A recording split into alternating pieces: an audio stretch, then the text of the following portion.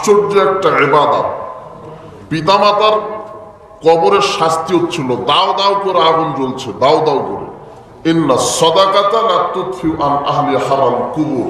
পিতামাতার নিয়তে যদি আপনি দান করেন মসজিদ মাদ্রাসায় একজন ভিক্ষুককে, দান করতে করতে দেরি, কিন্তু দান দিয়েছেন, সাথে সাথে আল্লাহ আপনার পিতামাতার কবরের আগুন ধপ করে নিভিয়ে দিবেন।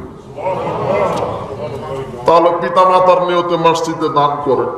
আপনারা পিতামাতার নিয়তে শ্রাদ্ধ করেন নাকি? শ্রাদ্ধ বুঝেন? ওটা হিন্দুরা করে। কারা করে? ওই হিন্দুদের থেকে আপনি ধার নিয়ে 40 করছেন। শব্দের একটা মিল আছে খুব, তাই না?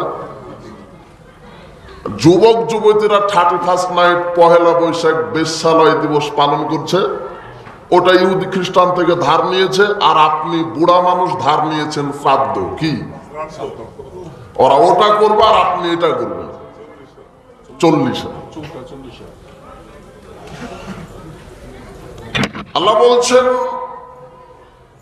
ওয়া মান ইউশাকিকির রাসূল মিন বাদি মা তাবায়্যানা লাহুল হুদা।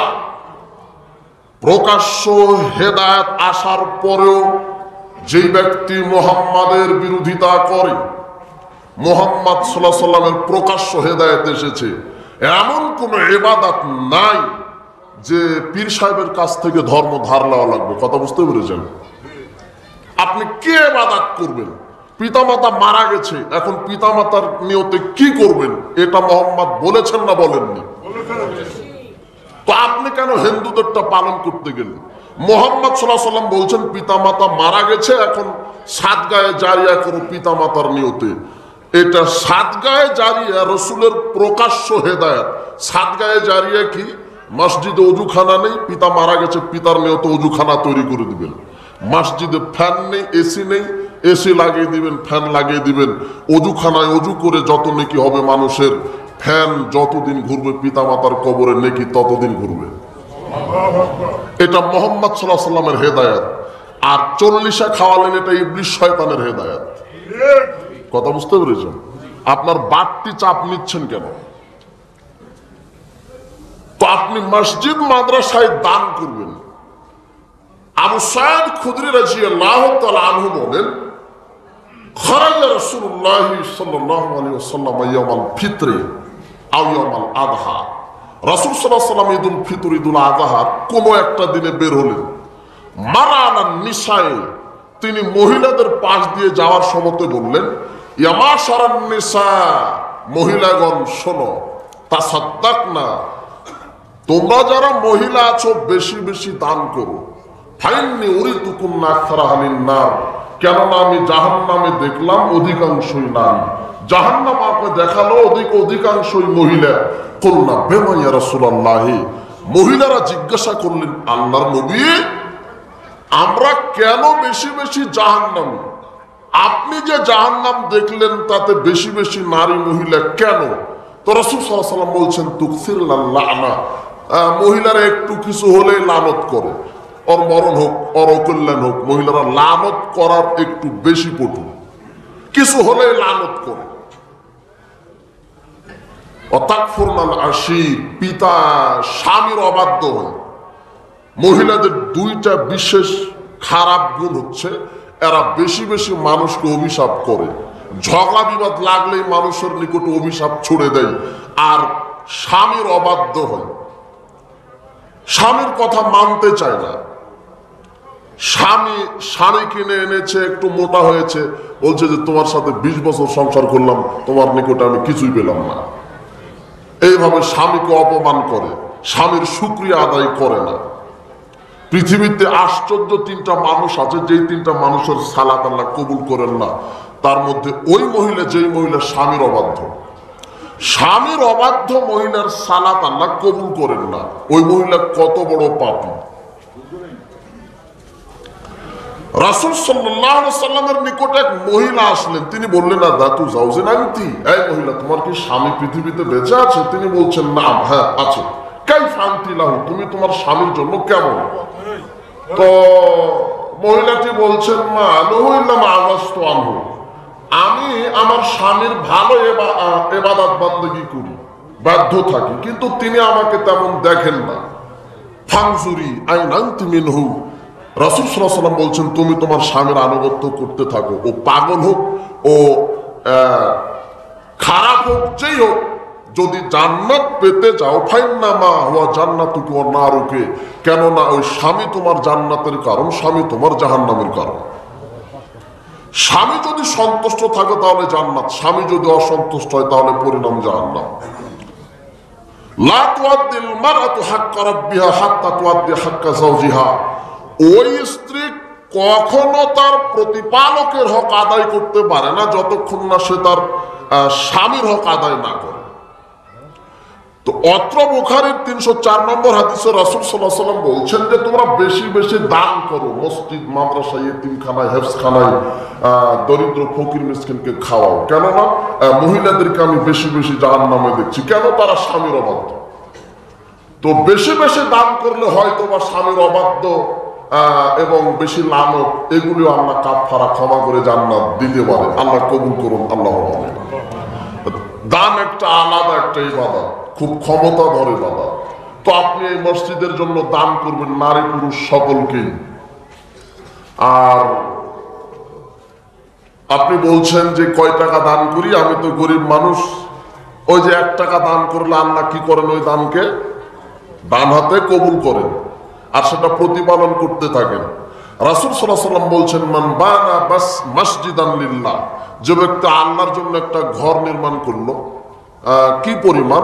কামাফহাসি কাতাতিন আও আসফার, টিড্ডি পাখির বাসা যেমন একেবারে ছোট, হাতের তালুর চেয়ে ছোট, এই পরিমাণ যদি আল্লাহর নিয়তে একটা মসজিদ বানায়, তার মানে একটা ইট বুঝেন না?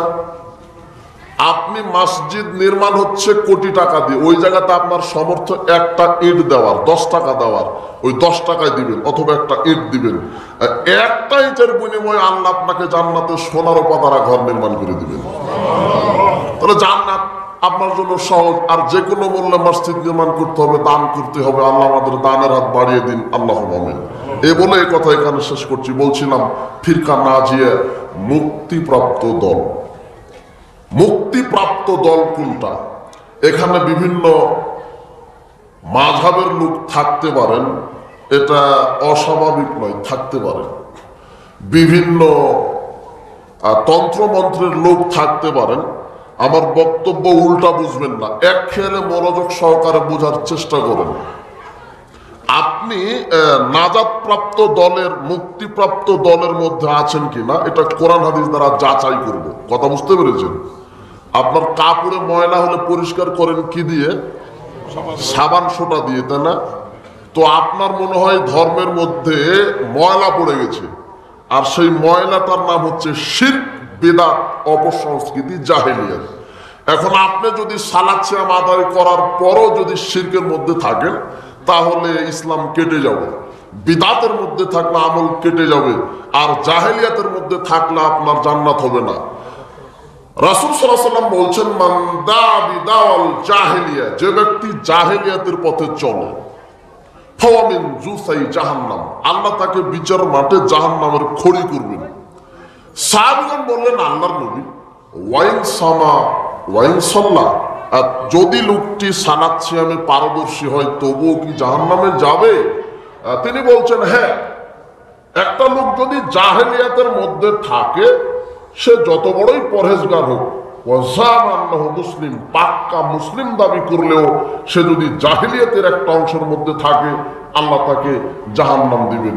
এখন জাহেলিয়াত কি? ইয়া আইয়ুহান নাস আলা কুল্লু শাইইন মিন আমরিল জাহেলিয়াতি তাহতা কদামাইয়া মাউদু।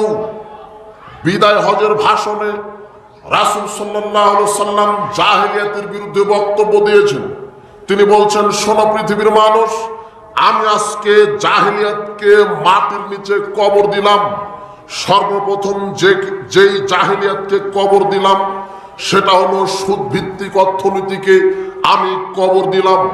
আমি কবর পূজা, খানকা পূজা, মাজার পূজা, পীর পূজা, উসিলা পূজা, এগুলিকে পায়ের নিচে কবর দিলাম। আমি বিদাতকে কবর দিলাম, আমি গান বাজনা, জেনা ব্যভিচার, জুয়া লটারি, সুদ ঘুষকে কবর দিলাম। এরপরও যেই মুসলমান এই জাহেলিয়াতের মধ্যে থাকবে, জাহেলিয়াতকে জীবিত করবে, তার থাকার জায়গা হবে জাহান্নাম। সালাত আদায় করে কিন্তু অর্থনীতি সুদ ভিত্তিক, আছে না? আমার কথা বুঝতে পারেন? আব্দুল্লাহ বিন আমর রাদিয়াল্লাহু তাআলা আনহু বলেন, রাসূল সাল্লাল্লাহু আলাইহি ওয়াসাল্লাম বলেছেন, লা ইয়াতিয়ান্না উম্মতি মা তাআলা বানি ইসরাঈল, বানি ইসরাঈলের যে অবস্থা হয়েছিল, আমি মুহাম্মদ সাল্লাল্লাহু আলাইহি ওয়াসাল্লামের মুসলিম উম্মতের একই অবস্থা হবে। হাজওয়ান না'ল বিন না'ল, যেমন মানুষের দুই পায়ের জুতা পরস্পর সমান, দুই পায়ের জুতা যেমন সমান হবে, ইহুদি খ্রিস্টান যেমন হবে, আমার মুসলিম উম্মত তেমন হবে। হাত্তা ইন কানা মিনহুম মান আতাল্লাহু আলানিয়া, যদি ইহুদি খ্রিস্টানের মধ্যে এমন লোক খুঁজে পাওয়া যায় যে ইহুদি খ্রিস্টান তার মায়ের সাথে জেনা করেছে, লা কানা ফি উম্মতি মাইয়াসনাউ যালিক, তাহলে আমি মুহাম্মদ সাল্লাল্লাহু আলাইহি ওয়াসাল্লামের মুসলিম উম্মতের মধ্যে খুঁজে পাওয়া যাবে মুসলমান সালাত সিয়াম আদায় করার পরেও মায়ের সাথে জেনা করবে। এখন আপনি বলেন, হে মুসলিম জাতি, আমি প্রস্তাব পেশ করি, মুসলমান কি তার মায়ের সাথে জেনা করে? মুসলমান কোন মুসলমান মায়ের সাথে জেনা করে? আশ্চর্য, বলছে না। আব্দুল্লাহ বিন হানজালা রাদিয়াল্লাহু তাআলা আনহু বলেন, রাসূল সাল্লাল্লাহু আলাইহি ওয়াসাল্লাম বলেছেন, দিরহামু রিবা ইয়াকুলহু রাজুলু ওয়া হুয়া ইয়ালাম আশাদ্দু মিন সিত্তাতি সালাসিনা জিনিয়া, যেই মুসলমান 1 টাকা জেনে শুনে সুদ ভক্ষণ করে, যেই মুসলমান 1 টাকা সুদের সাক্ষী থাকে, যেই মুসলমান 1 টাকা সুদি ব্যাংকে চাকরি করে, যেই মুসলমান 1 টাকার সাক্ষ্য থাকে, যেই মুসলমান 1 টাকা সুদের লেখক হয়, এরা সবাই তার মায়ের সাথে 36 বারও বেশি জেনা করে। বুঝতে পেরেছেন? এবার বাংলাদেশের মুসলমান জেনা করে মায়ের সাথে? কথা বলা বুঝতে পারেন না? মুসলমানরা করে না? যত সুদখোর সবাই মায়ের সাথে জেনা করে। হাদিস তো পড়ে আছে, হাদিসে শোনেনও, কিন্তু আপনি এখনো ভাবতে পারেননি যে আসলে ঘটনা তো তাই। নগদ মায়ের সাথে জেনা করলে 36 বার যেই গুনাহ, 1 টাকা সুদ খেলে সেই গুনাহ। কথা বুঝতে পেরেছেন? তাহলে ইহুদি খ্রিস্টান যদি মায়ের সাথে জেনা করে, তাহলে মুসলমানরাও করবে। এখন মুসলমানরা করছে? করছে। ইন্না বানি ইসরাঈল তাফাররাকাত আলা তিনতাইনে ওয়া সাবিনা মিল্লাতান, বানি ইসরাঈল 73 দলে বিভক্ত হয়েছিল। ওয়া তাফতারিকু উম্মতি আলা সালাসিন ওয়া সাবিনা মিল্লাতান, বানি ইসরাঈল 72 দলে বিভক্ত হয়েছিল। আর মুসলমানেরা 73 দলে বিভক্ত হবে। কুল্লুহুম ফিন্নার, প্রত্যেক দল যাবে জাহান্নামে, ইল্লা মিল্লাতান ওয়াহিদাতান, একটি দল যাবে জান্নাতে। মুসলমান বিভক্ত হবে কয় দলে? জাহান্নামে যাবে কয় দল? জাহান্নামে যারা যাবে তারা কারা যাবে? হিন্দুরা, তাই না? খ্রিস্টান, মজুসি, ইহুদি, এরা 72 দল, তাই না? কারা? মুসলমান। জান্নাতে যাবে কয় দল? এক দল। মুসলমান বিভক্ত হবে সর্বমোট কয় দলে? 73। জাহান্নামে যাবে কয় দল? 72। যারা যাবে তারা কারা যাবে? মুসলমান। আশ্চর্য কথা, 72 দল মুসলমান জাহান্নামী, এরা কারা? সাহাবীগণ জিজ্ঞাসা করলেন, মান হে রাসূলুল্লাহ, যে একটি দল জান্নাতে যাবে তারা কারা? মান আনা আলাইহি ওয়াসহাবি, তিনি বললেন, যে ব্যক্তি আমি মুহাম্মদ সাল্লাল্লাহু আলাইহি ওয়াসাল্লামের আদর্শে থাকবে আর সাহাবীদের নীতিতে থাকবে, তারা হবে নাজাত প্রাপ্ত, ফিরকায়ে নাজিয়া, মুক্তিপ্রাপ্ত জান্নাতি দল। এক দল যারা সার্বিক জীবনে কোরআন হাদিস মেনে চলবে, যারা সার্বিক জীবনে রসুলের অনুসরণ করবে, সাহাবীদের অনুসরণ করবে। আল্লাহ বলছেন ওয়ামিম্মান খালাকনা উম্মাতুন ইয়াহদুনা বিল হক, আমার সৃষ্টির মধ্যে একটি দল হকের উপরে থাকবে। সূরা আরাফ 7 নম্বর সূরা 181 নম্বর আয়াত। আল্লাহ নিজে বলছেন আমার অসংখ্য সৃষ্টি আছে, এর মধ্যে একটি দল হকের উপরে থাকবে। সাওবান রাদিয়াল্লাহু তাআলা আনহু বলেন রাসূল সাল্লাল্লাহু আলাইহি ওয়াসাল্লাম বলেছেন লা তাযালু তায়ফাতুম মিন উম্মতি যাহিরিন আলাল হাক্কি লা ইয়াদুররুহুম মান খাযালাহুম হাত্তা ইয়াতি আমরুল্লাহি ওয়া হুম কাযালিক।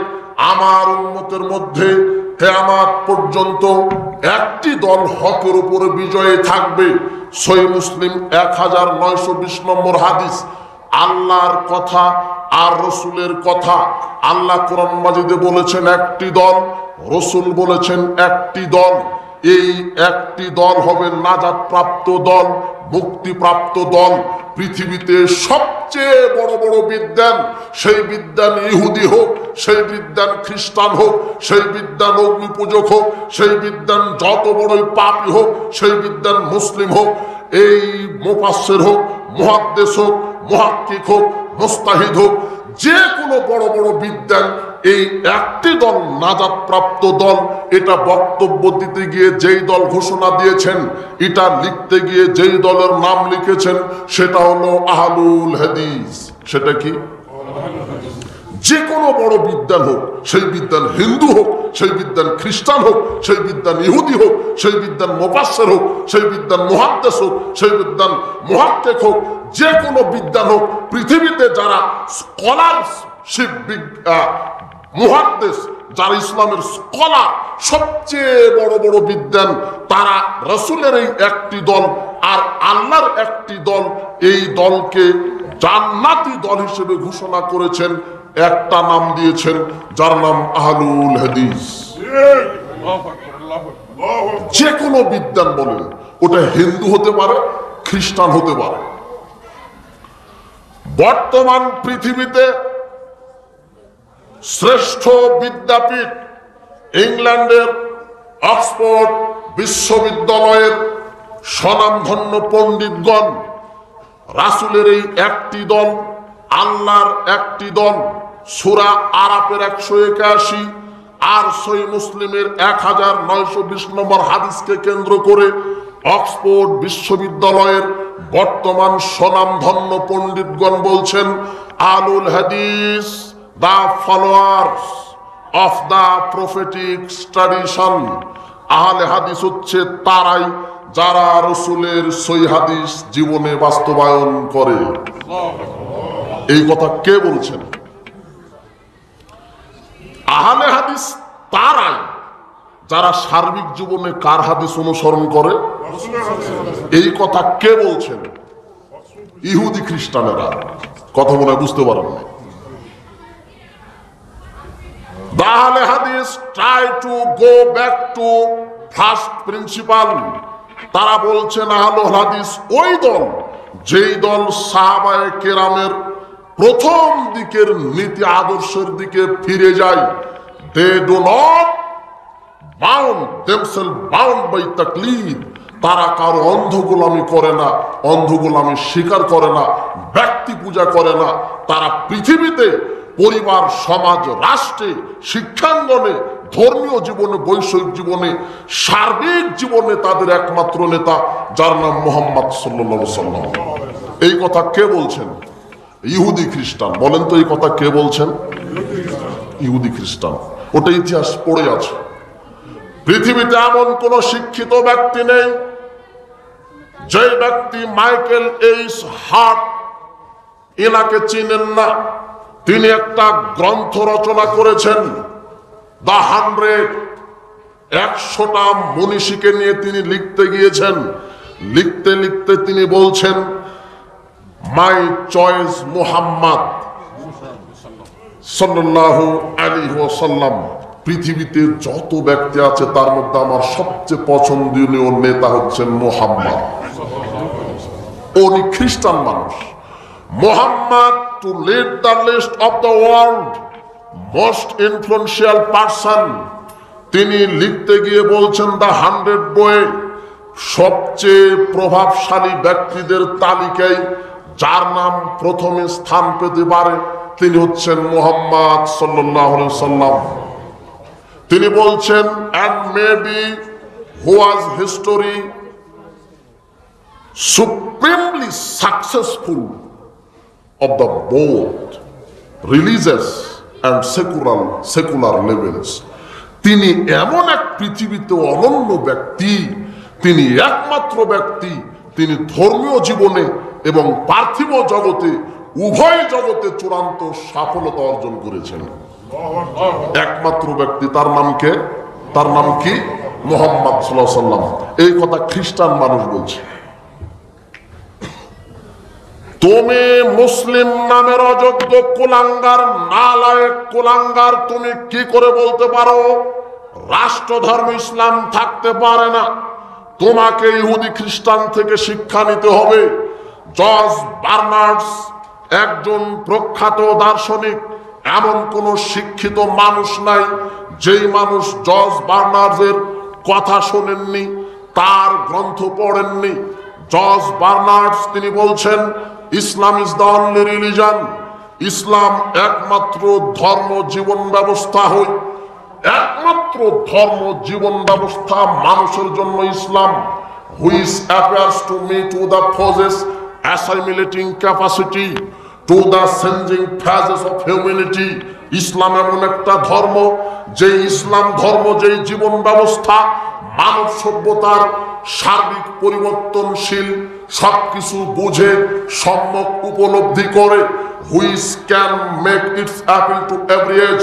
ইসলাম এমন একটা ধর্ম জীবন ব্যবস্থা যেটা পৃথিবী শুরু থেকে আজ পর্যন্ত, এখান থেকে নিয়ে কিয়ামত পর্যন্ত পরিবার, শিক্ষা জীবন, রাজনৈতিক জীবন, রাষ্ট্রীয় জীবন, ধর্ম জীবন, অর্থনৈতিক জীবন, ব্যক্তিগত জীবন, সার্বিক জীবনে একমাত্র দিন প্রযোজ্য উপযুক্ত, তার নাম ইসলাম।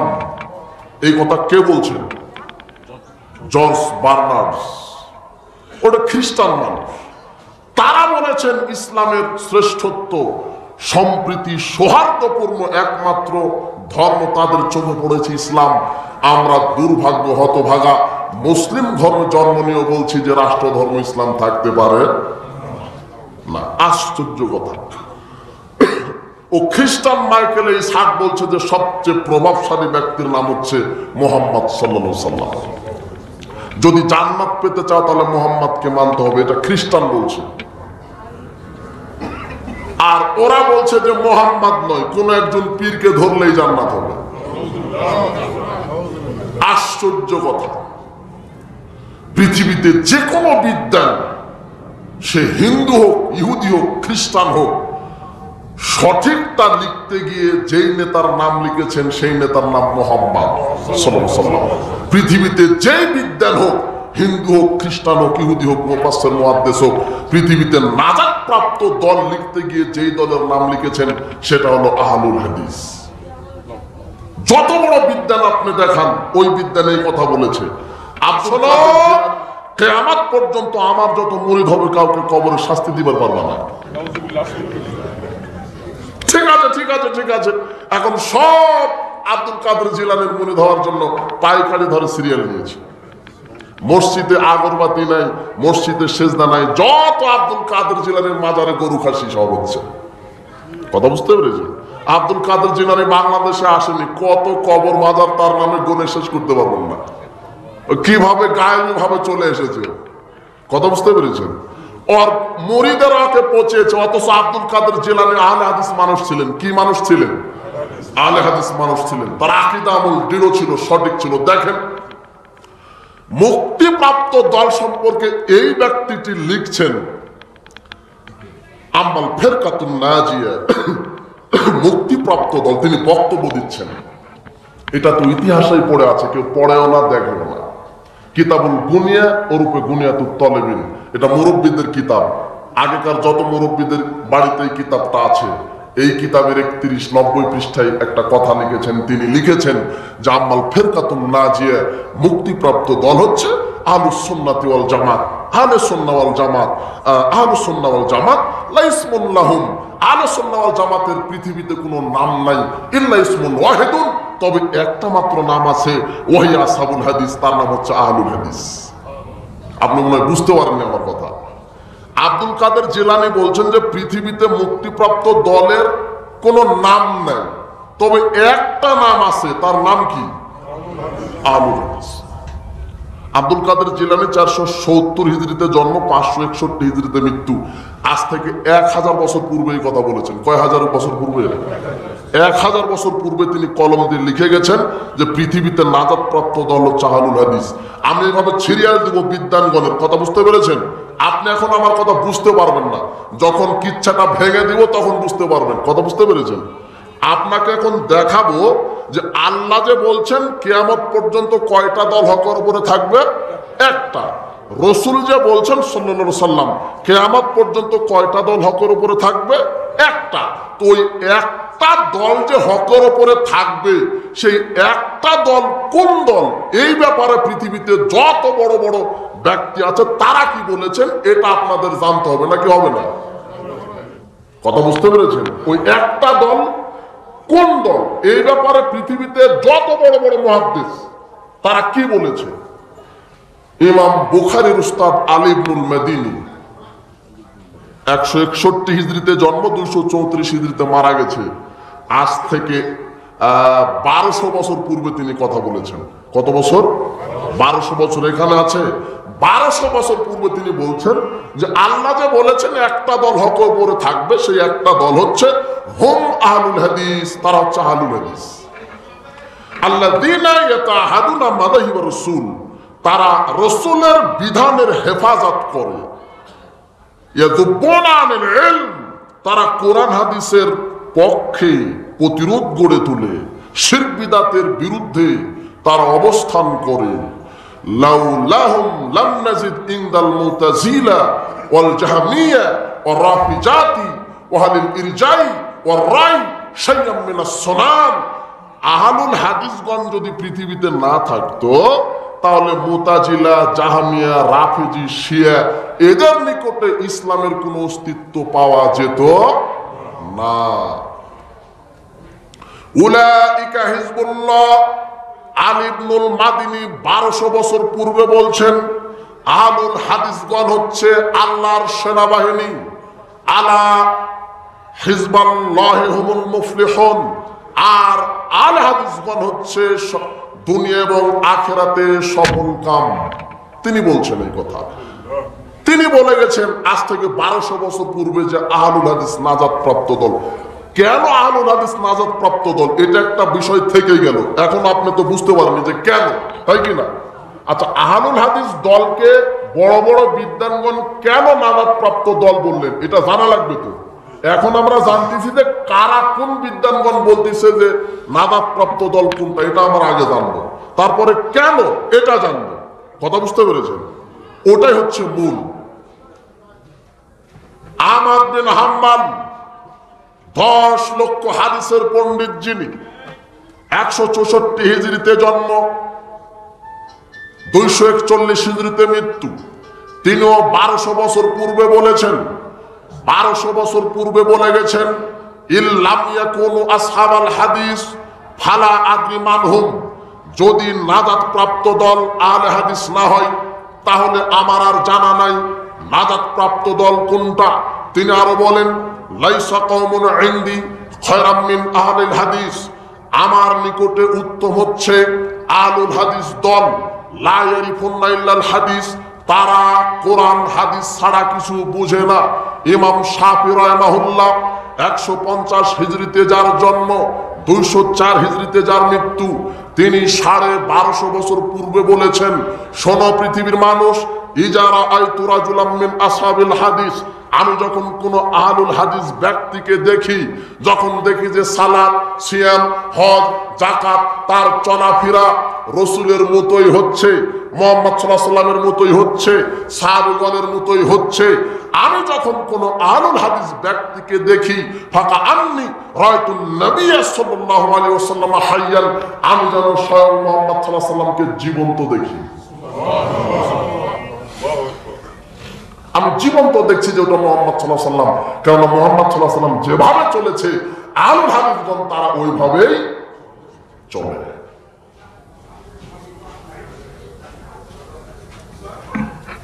খলিফা হারুনুর রশিদ 193 হিজরিতে যার জন্ম, 149 হিজরিতে মৃত্যু। 149 হিজরিতে যার জন্ম, 193 হিজরিতে যার মৃত্যু। তিনি বলছেন, তলাবতু আরবাতান ফাওয়াজাতুহা ফি আরবাতিন, আমি পৃথিবীতে মুসলমানদের 4টি দল খুঁজে বাহির করে 4টি দলের মধ্যে 4টি বস্তু পেয়েছি। আমি প্রথমে মুসলমানের 73টি দলের মধ্যে 4টি দল বের করে 4টি দলের আকীদা আমল তালাশ করেছি। তলাবতুল কুফরা, আমি কুফরি খুঁজেছি। ফাওয়াজাতু ফিল জাহমিয়া, আমি কুফরি পেয়েছি জাহমিয়াদের মধ্যে। তলাবতুল কালাম ওয়া শাগাবা, আমি কুতর্ক ঝগড়া খুঁজেছি। ফাওয়াজাতু ইনদাল মুতাজিলা, আমি মুতাজিলাদের মধ্যে কুতর্ক পেয়েছি। তলাবতুল কিযবা, আমি মিথ্যা খুঁজেছি। ফাওয়াজাতু ইনদার রাফিজাতে, আমি মিথ্যা পেয়েছি রাফেজি শিয়াদের মধ্যে। ইসলামের নামে সবচেয়ে বড় বড় মিথ্যা আবিষ্কার করেছে এই শিয়ারা। শিয়াদের আকীদা যে আয়েশা রাদিয়াল্লাহু তাআলা আনহা নাকি জেনাকারিনী মহিলা, যে আল্লাহ আয়েশা রাদিয়াল্লাহু তাআলা আনহার ব্যাপারে সূরা নূরের 10টি আয়াত অবতীর্ণ করে আয়েশার সতীত্বের সার্টিফিকেট স্বয়ং আল্লাহ দিয়েছে। সেই আয়েশা রাদিয়াল্লাহু তাআলা আনহার নামে এই নিকৃষ্ট জাতি শিয়া রাফেজি জেনাকার অপবাদ দিয়েছে। মানুষ কি করে শিয়া আকীদা মুক্ত হতে পারে? শিয়াদের আরো একটি মিথ্যাচার, শিয়ারা বিশ্বাস করে যে আল্লাহ জিবরাইলকে সূরা ইখলাস দিয়ে আলীর উপরে নাজিল করতে বলেছিলেন, কিন্তু জিবরাইল ভুল করে মুহাম্মাদের উপরে ওহী নিয়ে এসেছে, তাই মুহাম্মদ নবী হয়েছে। আসলে নবী হওয়ার যোগ্যতা মুহাম্মাদের ছিল না, নবীর যোগ্যতা ছিল আলী রাদিয়াল্লাহু তাআলা আনহু।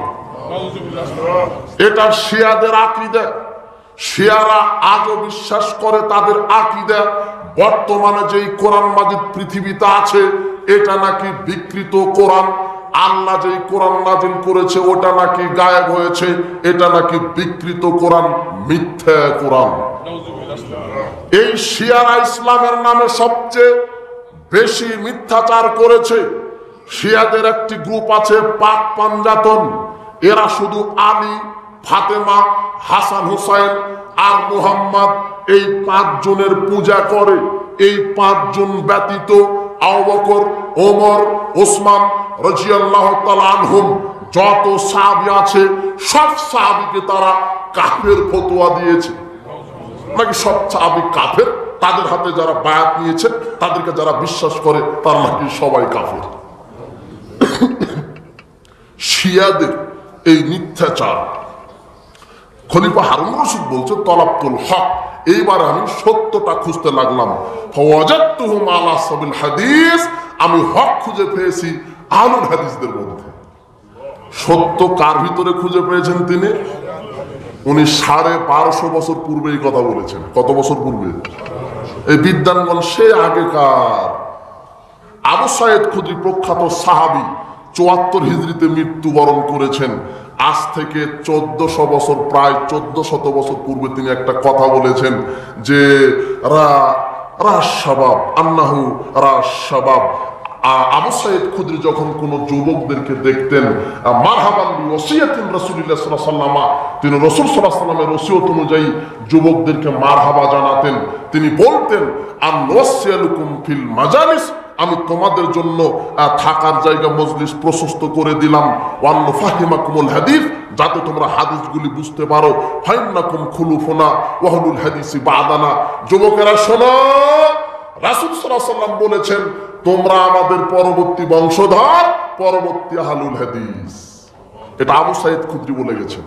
প্রখ্যাত তাবেঈ ইমাম শাফি 22 হিজরিতে জন্ম, 104 হিজরিতে মৃত্যু, আজ থেকে 1350 বছর পূর্বে বলেছেন। প্রখ্যাত তাবেঈ বিদ্যান তিনি বলছেন, লাবিস্তাকবালতু মিন আমরি মাস্তাকবারতু মাহাদ্দাসতু মা আজমা আলাইয়ানুল হাদিস। আমি এখন যেটা জানছি সেটা যদি আগেই জানতাম আমি কোনো হাদিস বর্ণনা করতাম না, কেবল ওই হাদিসগুলি বর্ণনা করতাম যে হাদিসগুলি সাহাবা কেরামের জামাত আলুল হাদিসগণ বর্ণনা করেছেন। তিনি আজ থেকে 1450 বছর পূর্বে, 1350 বছর পূর্বে আলুল হাদিস জামাতের কথা বলেছেন। আপনাকে বলছিলাম, আপনি বলছেন আলুল হাদিস একটা নতুন ফেরকা, আলুল হাদিস হচ্ছে ফিতনাবাজ। এই কথা যারা বলে, আলুল হাদিসকে যারা দালাল বলে, ইহুদি খ্রিস্টানের দালাল বলে, আলুল হাদিসকে যারা ফিতনাবাজ বলে, পৃথিবীর মানুষ শুনে রাখো, আপনি যদি মুখের থুতাটি উপরের দিকে ফেলেন কোথায় পড়বেন?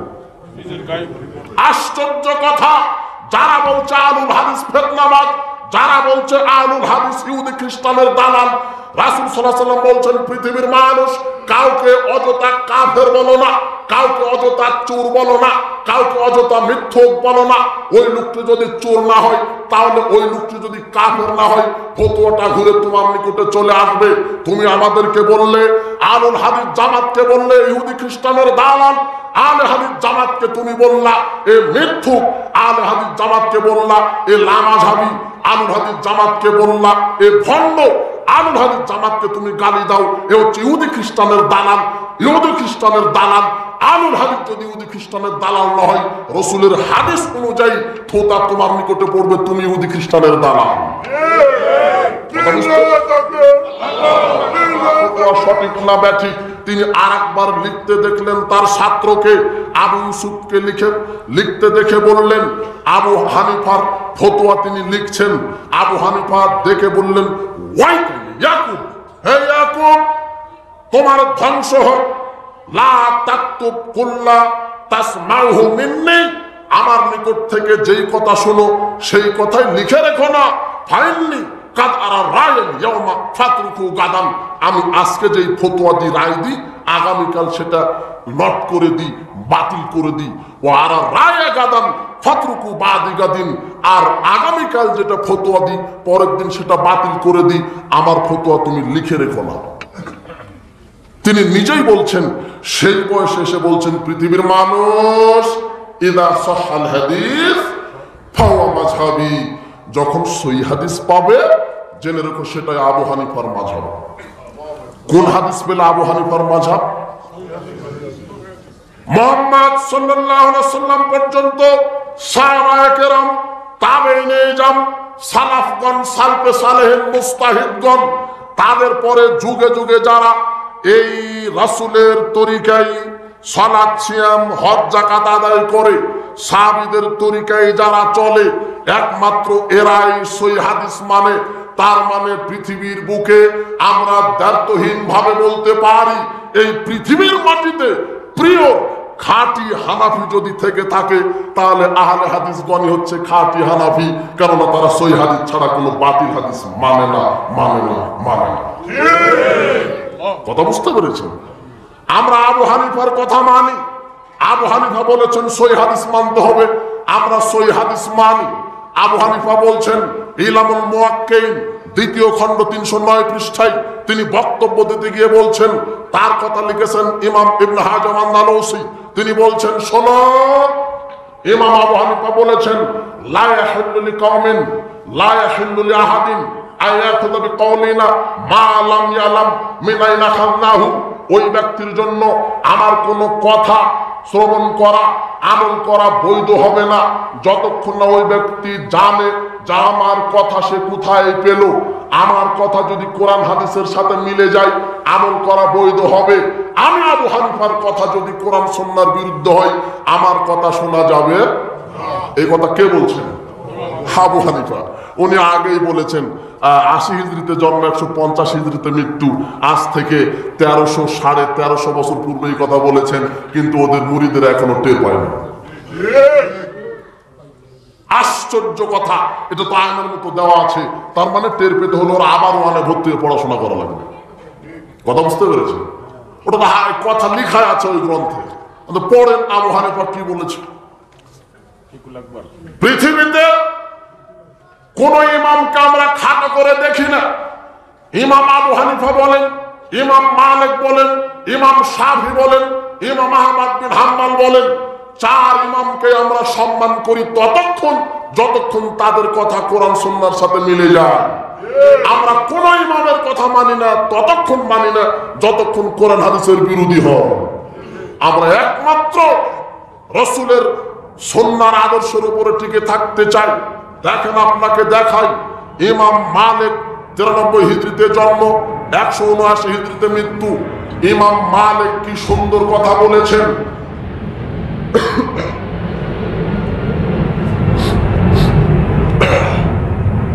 আলহামদুলিল্লাহ, ইমাম মালিক সুন্দর কথা বলেছেন। আজ থেকে 1300 বছর পূর্বে কথা বলে গেছেন, ইন্নামা আনা বাশার, আমি একজন সাধারণ মানুষ, উখতিউ অবশ্যই আমি ভুলও করতে পারি, সঠিকও করতে পারি। ফানজুর ফির রায়ে, কাজে পৃথিবীর মানুষ ইমাম মালিক, আমি ইমাম মালিকের কথা তোমরা তদন্ত করো। ফাইন রফাকাল কিতাব ওয়াস সুন্নাহ, যদি ইমাম মালিকের কথা কোরআন সুন্নাহর সাথে মিলে যায়, ফাখুযুহু, তাহলে তোমরা গ্রহণ করো। আওয়া মা লাম ইউফিকহুমা, আর যদি কোরআন সুন্নাহর সাথে না মিলে ফাতরুকু, তাহলে বর্জন করো। সুন্দর কথা বলেনি? এই কথা কে বলেছে? ইমাম মালিক। আমি একজন মানুষ, ভুল হতে পারে, সঠিক হতে পারে, কাজেই আমার যে কথাগুলি কোরআন সুন্নাহর সাথে মিলে যাবে সেটা মেনে চলো, কোরআন সুন্নাহর সাথে না মিললে সেটা বর্জন করো। সুন্দর কথা বলেনি? শারহ মুক্তাসার খলিল কারখি একটা গ্রন্থের নাম, 21 নম্বর খণ্ডের 213 পৃষ্ঠাতে এই কথা লেখা আছে। কেউ পড়েও না, জানারও চেষ্টা করে না। ইমাম মালিকের পরে ইমাম শাফি 150 হিজরিতে জন্ম, 204 হিজরিতে মৃত্যু। তিনি বলছেন, ইযা রাআইতা কালামি ইউখালিফুল হাদিস, যখন তোমরা আমার কথাকে হাদিসের উল্টা দেখবে, ফামালু বিল হাদিস, হাদিস অনুযায়ী আমল করবে। ওয়াদরিবু বিল কালামিল হায়েত, আর আমার কথাকে তোমরা দেওয়ালে ছুড়ে দিবে। তিনিও বলছেন হাদিস অনুযায়ী আমল করতে। আহমদ বিন হাম্বল তিনি বলছেন, লা তুকাল্লিদনি, তোমরা আমার অন্ধ গোলামি করো না, তাকলিদ করো না। ওয়ালা তুকাল্লিদান্না মালিকান ওয়াল আউজাইয়া ওয়ান নাখিয়া, তোমরা ইমাম মালিক, ইমাম আউজাই, ইমাম নাখি এদের তাকলিদ করো না। আখাযু মিনাল কিতাবি ওয়াস সুন্নাহ, তারা কোরআন সুন্নাহ মানতে বলেছে, কাজেই মানুষের তাকলিদ না করে তোমরা কোরআন সুন্নাহ অনুযায়ী আমল করো। কথা সুন্দর বলেনি? তার মানে প্রত্যেক ইমামই তাদের তাকলিদ না করে কোনটা মানতে বলেছেন? কোরআন সুন্নাহ। আপনি মাযহাবের দোহাই দিয়ে, ব্যক্তির তাকলিদের দোহাই দিয়ে আপনি সহিহ হাদিসকে হত্যা করেছেন, আপনি টেরি পাননি, বুঝতেই পারেন। বলছিলাম বিভিন্ন মাযহাবের লোক এখানে থাকতে পারে। হানাফি হলেই যে আমল কবুল হবে না এটা নয়, শাফি হলেই যে আমল কবুল হবে না এটাও নয়। মালিকি হন, শাফি হন, হানাফি হন, এটা আল্লাহ বিচার মাঠে দেখবেন না। বিচার মাঠে দেখবেন আপনার আমল রসুলের তরিকায় হয়েছে কিনা। কথা বুঝতে পেরেছেন? চার মাযহাব তৈরি হলো কখন? চার ইমামের কেউ জানে না যে আমাদের নামে মাযহাব তৈরি হয়েছে। আব্দুল কাদের জিলানী নিজেও জানে না যে আমাকে মানুষ পীর মনে করে পূজা করে, সেজদা করে। ইমামদের এটা জানা না। আবু হানিফা বলে দেন না আমার নামে মাযহাব তৈরি করো। আবু হানিফা বলে গেছে? দেখান, দলিল দেখান। মাযহাব তৈরি হলো কখন, এর দলিল দেখান, আমরা দেখাতে পারবো। মাযহাব তৈরি হয়েছে 400 হিজরির পরে। কত হিজরির পরে? ইমাম আবু হানিফা 150 হিজরিতে মারা গেছেন। ইমাম মালিক 179 হিজরিতে মারা গেছেন। ইমাম শাফি 204 হিজরিতে মারা গেছেন। ইমাম আহমদ বিন হাম্বল 241 হিজরিতে মারা গেছেন। তার মানে 241 পর্যন্ত চার ইমাম কি হয়ে গেছে? মারা গেছে। হাফিজ ইবনুল কাইয়্যিম রাহিমাহুল্লাহ তিনি বলছেন, ইন্নামা হাদাসাত হাযিল বিদআহ ফিল কারনির রাবিল মাজমুম এই মাযহাবটা তৈরি হয়েছে 400 হিজরির পরে। কত হিজরির পরে? তাহলে 241 থেকে কত যোগ করলে 400 হয়? 159 বছর। 241-এর সাথে 159 যোগ করলে 400 হয়। তার মানে 4 ইমাম মারা যাওয়ার 159 বছর পরে তাদের নামে মাযহাব তৈরি হয়েছে। তাহলে ইমামদের সাথে মাযহাবের কোনো সম্পর্ক আছে? আর মাযহাবি গোড়ামি দেখিয়ে যারা আমল আবিষ্কার করেছে, এই আমলের সাথে তাদের ইমামদের কোনো সম্পর্ক নেই। ইমাম আবু হানিফা বলেনি যে ফরজ সালাতের পরে সম্মিলিত মোনাজাত করো, কোথাও লেখা আছে ফতোয়া? কথা বলে বুঝতে পারবেন না। ওরা নিজেই বলে না হানাফি মানে আবু হানিফা যা বলবে তাই মানে। ইমাম আবু হানিফার কোন ফতোয়ার কিতাবে নাই যে তোমার বাপ মারা গেছে 40 খাওয়ায়, দেখাতে হবে। কথা বলে বুঝতে পারেন না আপনি? তার মানে তাদের ইমামকে তারাই মানে না। এমনিতেই বলছে যে ওই যে হিন্দুর বিয়ে পড়াবে ব্রাহ্মণ, আমরা শুধু শুনে যাব। তা আমাদের নেতা আবু হানিফাই থাকবে, তার নাম ভাঙিয়ে শুধু আমরা আমল করব। আসলে আবু হানিফা আমল করতে বলেছে কিনা আমরা দেখবো না। ঘটনাই হয়ে যাচ্ছে না? কোন ইমামকে ছোট করিনি। আবারও শোনেন, ইমাম আবু হানিফা নিজেই বলেছেন যেটা সহিহ হাদিস সেটা মানো, যেটা কোরআন সুন্নাহর অনুকূলে সেটা মানো। আপনাকে দেখা এবার আপনি তাকলিদ করে গোড়ামি দেখিয়ে আপনি মাযহাবের দোহাই দিয়ে আপনি সঠিক আমলকে মানছেন না, সহিহ হাদিসকে মানছেন না। আপনাকে দেখাই বিচার মাঠে আল্লাহ আপনার আমলনামা নিবেন। সূরা ফুরকান 25 নম্বর সূরা 23 নম্বর আয়াত আল্লাহ বলছেন ওয়াকাদিমনা ইলা মা আমিলু মিন আমালিন। বিচার মাঠে আমি আল্লাহ বান্দাদের আমলনামা হাতে নিয়ে দেখব কার সালাত সিয়াম হজ যাকাত কে কত আদায় করেছে। ফাজআলনাহু হাবাআম মানসুর। আমি দেখব এক শ্রেণীর বান্দার আমলনামা আমি ধূলিকণায় উড়িয়ে দিব, কবুল করব না। আপনার ছেলে মেয়ে পরীক্ষা দেয় না? আপনিও দিয়েছেন। পরীক্ষার খাতা কে দেখে? টিচার দেখে না? আপনার ছেলের পরীক্ষায় প্রশ্ন এসেছে যে বাংলাদেশ কত সালে স্বাধীন হয়েছে? কত সালে? 1971। এমসিকিউ বুঝেন না? প্রশ্ন নিচে 4টা উত্তর থাকে, এর মধ্যে কয়টা সঠিক হয়? একটা। 1968, 1969, 1970, 1971, এই 4টা। এখন আপনার ছেলে যদি 1968-তে টিক দেয়, উত্তর হবে? শিক্ষক নম্বর দিবে?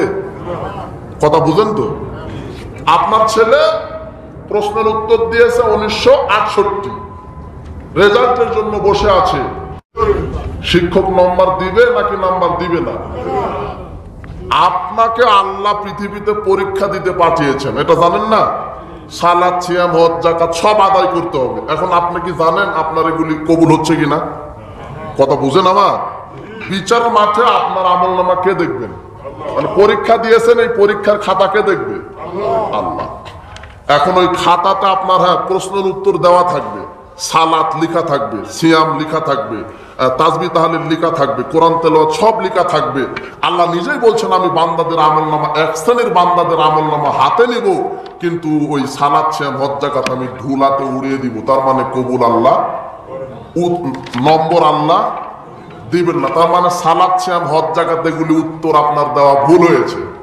মানে রাসূল সাল্লাল্লাহু আলাইহি ওয়াসাল্লাম যেভাবে আদায় করতে বলেছেন ওইভাবে আদায়। কথা বুঝেছেন এবার? যদি রাসূল সাল্লাল্লাহু আলাইহি ওয়াসাল্লামের পদ্ধতিতে হতো তাহলে আল্লাহ ঠিকই নম্বর দিত। আমেলাতুন নাসিবা, বহু আমলকারী ব্যক্তি বিচার মাঠে আমল করে করে শ্রান্ত ক্লান্ত হবে, কারণ আমল করবে কিন্তু রাসূলের তরিকায় হবে, হয়নি। আমল দিয়েছেন আল্লাহ, আমলটা করতে হবে কার তরিকায়? রাসূলের তরিকায়। আমল আল্লাহর, তরিকা কার? রাসূলের। কি তরিকা? আমল। আয়েশা রাদিয়াল্লাহু তাআলা আনহা বলছেন মান আমেলা আমালান, রাসূল সাল্লাল্লাহু আলাইহি ওয়াসাল্লাম বলেছেন যে ব্যক্তি কোনো আমল করলো, যে কোনো আমল।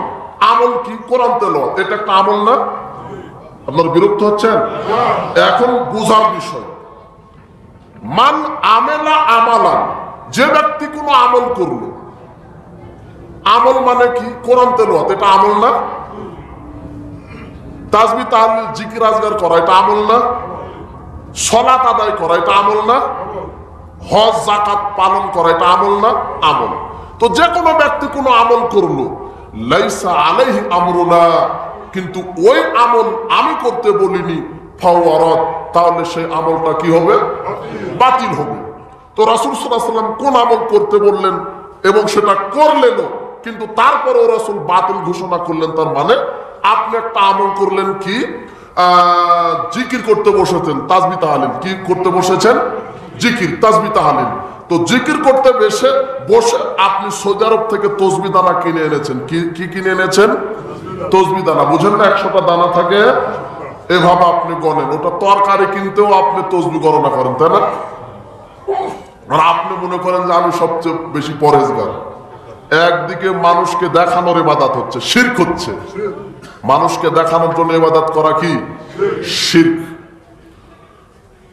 আব্দুল্লাহ বিন আমর রাদিয়াল্লাহু তাআলা আনহু বলেন, রাআইতু রাসূলুল্লাহ সাল্লাল্লাহু আলাইহি ওয়াসাল্লাম ইয়াকিদু তাসবিহা বিয়ামিনিহি, আমি রাসূল সাল্লাল্লাহু আলাইহি ওয়াসাল্লামকে তাসবিহ গণনা করতে দেখেছি, তাসবিহ পাঠ করতে দেখেছি ডান হাতের আঙ্গুলে। কিসে? আঙ্গুলে। তাসবিহ দানা গণনা করা এটা আমল, তাই কি না? তো রাসূল সাল্লাল্লাহু আলাইহি ওয়াসাল্লাম, আবু দাউদ 1502 নম্বর হাদিস, রাসূল সাল্লাল্লাহু আলাইহি ওয়াসাল্লাম তাসবিহ গণনা করেছেন কোন হাতের আঙ্গুলে? ডান হাতের আঙ্গুলে। তিরমিজি 3486 নম্বর হাদিস, তিনি বলছেন, ওয়াকিদনা বিল আনামিল, তোমরা আঙ্গুলে তাসবিহ গণনা করো, ফাইন্নাহুন্না মাসউলাতুন মুস্তানতাকাতুন, কেননা আঙ্গুলে যদি তুমি তাসবিহ গণনা করতে পারো, বিচার মাঠে আল্লাহ আঙ্গুলকে জিজ্ঞাসা করবে, নাই আঙ্গুল দিয়ে ওই বান্দা কি করেছে? তখন আঙ্গুল বলবে, আল্লাহ আপনার তাসবিহ দানা গণনা করেছে আমাকে দিয়ে, কাজে জান্নাত দাও। আঙ্গুলের কথা শুনে আল্লাহ আপনাকে জান্নাত দিবে। এই লোক, কোথায় আছে তাসবিহ দানা দিয়ে তাসবিহ গণনা করা লাগে? কথা মনে বুঝতে পারবেন না।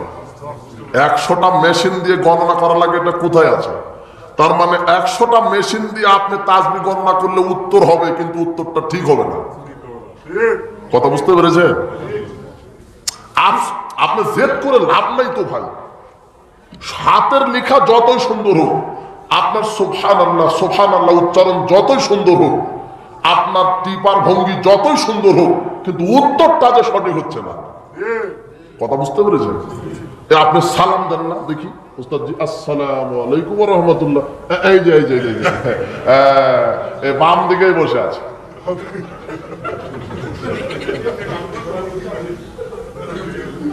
আবু দাউদ 5212 নম্বর হাদিস, বারা বিন আযিব রাদিয়াল্লাহু তাআলা আনহু বলেন, রাসূল সাল্লাল্লাহু আলাইহি ওয়াসাল্লাম বলেছেন, মা মিন মুসলিমাইন ইয়ালতাকিয়ানি, যে কোনো দুইজন মুসলমান রাস্তাঘাটে সাক্ষাৎ হলে, ফায়াতাসাফাহানে, তারা সালাম দিবে পরস্পরের দুই হাতে। কয় হাতে? পরস্পরের দুই হাত। আসসালামু আলাইকুম ওয়া রাহমাতুল্লাহ, এই যে পরস্পরের দুই হাত হলো, কথা বোঝা যায়? এখন ওই যে উনি দিয়েছিলেন এর আগে, কয় হাত হয়ে গেল? এবারে উত্তর ব্যাটিক হয়েছে, তাই না? উত্তরটা কি হতো? এই দুই হাত, এটা সঠিক হয়েছে। এই সঠিক উত্তর যদি দিতে পারেন এইভাবে, এটা তো আমল, সালাম দেওয়া আমল না? আমল। ইল্লা গুফিরা লাহুমা মা তাকাদ্দামা মিন যামবি, এই পরস্পরের দুই হাত পৃথক হওয়ার পূর্বেই আল্লাহ তাদের বিগত সব গুনাহ ক্ষমা করে দেন। 3 হাত দিলে আর ক্ষমা হবে না, মানে নম্বরই আর পাবেন না। কথা মনে বুঝতে পারবেন না। আপনার হাত দেওয়ার ঢং ভঙ্গি যতই হোক, কথা বুঝতে পেরেছেন? তো যে আমলই করেন ওখানে কার হেদায়েত থাকতে হবে? রসুলের হেদায়েত, রসুলের তরিকা, না হলে ক্ষতিগ্রস্ত হবে। বাপ মায়ের নিয়তে 40 করা লাগে না, সাদগায়ে জারিয়া করা লাগে, এই কথা আগে বলে দিয়েছি, বুঝতে পেরেছেন?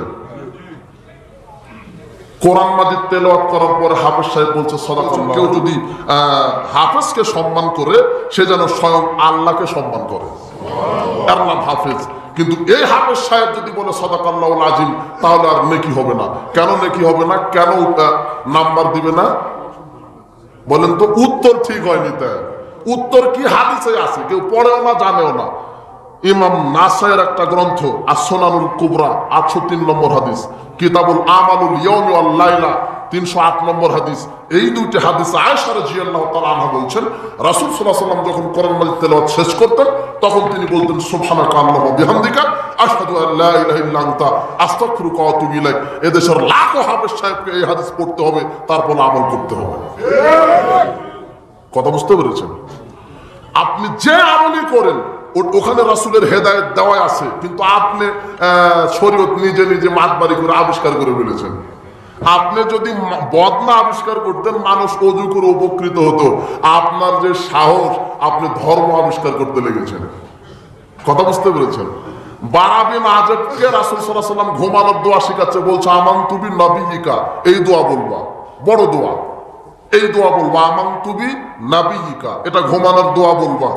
বারা বিন আযাব মাতবাড়ি করে বলছে আমানতু বিরাসূলিকা, মানে নাবিয়িকার জায়গায় কি লাগাই দিছে? বলতে দেরি রাসূল সাল্লাল্লাহু আলাইহি ওয়াসাল্লাম ঘুষি মারতে দেরি নেই। কথা বুঝতে পারছেন? তো নাবিকার জায়গায় যদি রসুলিকা লাগাতে এক ঘুষি হয়, তাহলে এদেশে যে লাখো অজুর দোয়া, কোরআন খতমের দোয়া তারা তৈরি করেছে, তারা কয় ঘুষি খাবে?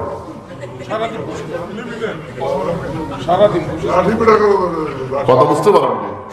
কোরআন মাজিদ কই লেখা আছে শেষে দোয়ায়ে খাতমুল কোরআন, লেখা নাই? একেবারে সব একটাও রসুলের দেওয়া নয়, সব মানুষের তৈরি করা। আবার বলছে কি, কেউ যদি অজুর দোয়া বানিয়েছে পৃথিবীতে যে বিসমিল্লাহির রহমানির রহিম আল ইসলামু হাক্কুন আল কুফরু বাতিলুন আল ঈমানু নূরুন ওয়াল কুফরু যুলমাতুন, এটা অজুর দোয়া। এখন জানামাজের দোয়া আছে না? সালাতের নিয়ত আছে, নাইতু আনু সল্লি ফি যুহুরি আরবা রাকা ফিল আসরা আরবা রাকা, এইভাবে নিয়ত করে কিন্তু মানুষ। হ্যাঁ, অজুর দোয়া এত বড় দোয়া।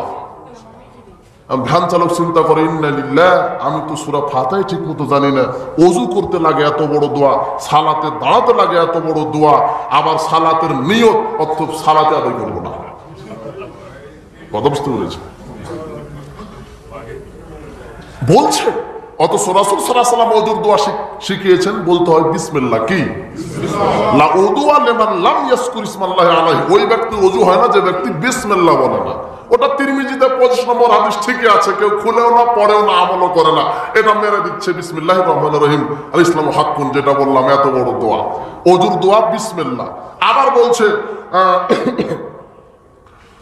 কেউ যদি অজু করার পরে বলতে পারে সূরা কাদর একবার, তাহলে শহীদদের সত্যবাদীদের সাথে বিচার মাঠে থাকবে। কেউ যদি অজু শেষে 2 বার সূরা কদর বলে, তাহলে শহীদদের সাথে বিচার মাঠে থাকবে। কেউ যদি অজু করার পরে 3 বার কদর পড়ে, তাহলে নবীদের সাথে থাকবে। সবাই বলছে সুবহানাল্লাহ, নাউযুবিল্লাহ। হাদিস টাটকা জাল, সামান্য জাল না, একেবারে টাটকা হাদিসই নেই। নবীর সাথে বিচার মাঠে থাকা পর্যন্ত হাদিস তো শেষ হলো, জান্নাতে যাওয়ার হাদিস হলো। রাসূল সাল্লাল্লাহু আলাইহি ওয়াসাল্লাম বলছেন, যে ব্যক্তি সুন্দর করে ওযু করার পরে কালেমা শাহাদাত পাঠ করবে, কি আশহাদু আল্লা ইলাহা ইল্লাল্লাহু ওয়াহদাহু লা শারীকা লাহু ওয়া আশহাদু আন্না মুহাম্মাদান আবদুহু ওয়া রাসূলুহু, ফুতিহাত লাহু আবওয়াবুল জান্নাতি সামানিয়া, ওই ব্যক্তির জন্য আল্লাহ জান্নাতের 8টি দরজা খুলে দেন। ইয়াদখুলু মিন আইহা শা, যে কোনো দরজা দিয়ে জান্নাতে প্রবেশ করতে পারবে। তাহলে রসুলেরটা মানবেন না ওই হুজুরের তৈরি করাটা মানবেন? ওই হুজুরদেরকে আমরা করজোরে বলবো, আপনারা আগামীকাল থেকে বদনা আবিষ্কার করবেন, অজু করে অন্তত মুসল্লিরা উপকৃত হবে। এই ধর্মের নামে রসুলের সহিহ হাদিসকে হত্যা করে বেদাত চালু করার সাহস আপনারা কি করে রাখেন? বেদাত চালু করার অধিকার পৃথিবীর কারো নেই। সুন্নাতের বরখেলাপ করা, রসুলের সহিহ হাদিসকে হত্যা করে মাযহাবের নামে, তাকলিদের নামে ধর্মের মধ্যে যারা শিরক বিদআত চালু করেছে, এরা রসুলের দুশমন, ইসলামের দুশমন, কোরআনের দুশমন, আল্লাহর দুশমন। কথা বুঝতে পেরেছেন? আবার আরেকটা নোংরামি চালু হয়েছে, কি কুকুর শ্রীগাল যেমন পেশাব করার পরে লাফালাফি, হাসাহাসি, কাশাকাশি করে, এক শ্রেণীর মানুষ পেশাব করার পরে কুলুক নিয়ে কুকুর শ্রীগালের মতো কাশাকাশি, নাচানাচি, হাঁটাহাঁটি করে। রাসূল সাল্লাল্লাহু আলাইহি ওয়াসাল্লাম বলছেন, যেই ছেলে শুধু দুধ খায়, ছেলে সন্তান, এই ছেলে সন্তানের পেশাব যদি কাপড়ে লাগে, শুধু পানি ছিটাইয়া দিবা তোমরা। আর মেয়ে সন্তানের যদি পেশাব কাপড়ে লাগে, যতটুকু লেগেছে ধুয়ে ফেলতে হবে। তার মানে ছেলের পেশাবের চাইতে মেয়ের পেশাবের অপবিত্রতার হার বেশি। তো ও যদি পেশাব করার পরে 40 কদম হাঁটাহাঁটি করে, তাহলে ওর বইয়ের কয় কদম হাঁটা লাগবে? 40 দুগানো 80 কদম হাঁটে। কথা মনে বুঝতে পারবেন? ওর পেশাবের চাইতে ওর বইয়ের পেশাবের অপবিত্রতা হার বেশি না? নির্লজ্জ বেহা থাকলে পারে এই পেশাব করার পরে নাশানাশি কাছাকাছি হাঁটাহাঁটি করে। আর একটা হাদিস চালু হয়েছে যে পেশাব করার পর আগে কুলুক নেওয়া লাগে, তারপরে পানি। সরাসরি পানি নিলে নাকি হয় না, আগে কুলুক। পেশাব পায়খানায় কুলুকের স্তূপ পড়ে আছে, তাই না? কুলুকের গন্ধেই ঢোকা যায় না, পেশাবের গন্ধ তো পড়ে আছে। হ্যাঁ, পানি নাই, সেক্ষেত্রে আপনি ঢিলা টিস্যু ব্যবহার করতে পারেন, পানির বদলে ওটাই যথেষ্ট হবে। কিন্তু পানি থাকলে আর কুলুকের প্রয়োজন নাই। কথা বুঝতে পেরেছেন? আর কোনোদিন কেউ নোংরামি এই কাছাকাছি নাচানাচি হাঁটাহাঁটি করবেন না। আচ্ছা, 40 কদম হাঁটার পরও তো এক ফোঁটা টপ করে পড়ে যেতে পারে না?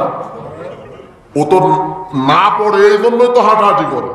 উদ্দেশ্য ওইটাই যেন না পড়ে, কিন্তু বেচারা মাথা খারাপ, 40 কদম হাঁটার পর টপ করে পড়ে। আমাদের কাছে ফটো আসে তো আমরা জানি। কথা বুঝতে পেরেছেন? তো আমার দায়িত্ব কে নিবে?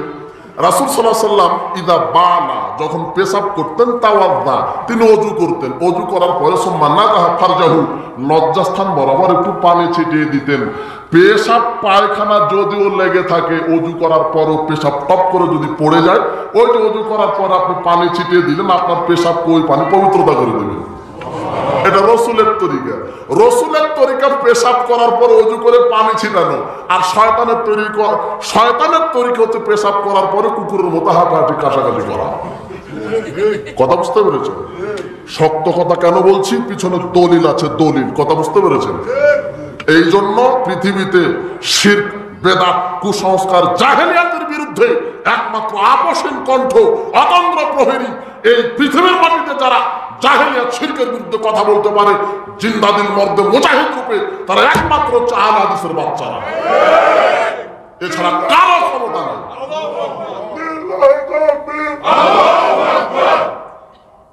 আলহামদুলিল্লাহ। তো বলছিলাম, মুক্তিপ্রাপ্ত দল কেন আহলুল হাদিস? কেন মুক্তিপ্রাপ্ত দল, কেন আহলুল হাদিস? এই কথা বলেই আপনার তো উত্তর পাওয়া লাগবে। কেন মুক্তিপ্রাপ্ত দল আহলুল হাদিস? পাওয়া লাগবে না? এদেশের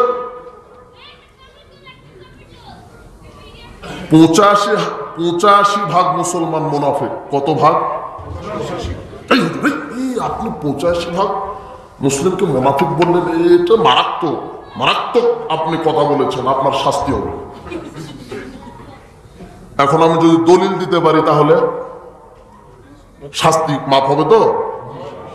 আপনি ক্ষমা করেন আর না করেন, শাস্তি হোক আর না হোক, হেফাজতকারীকে ওনার উপর ভরসা করে আমরা কথা বলি।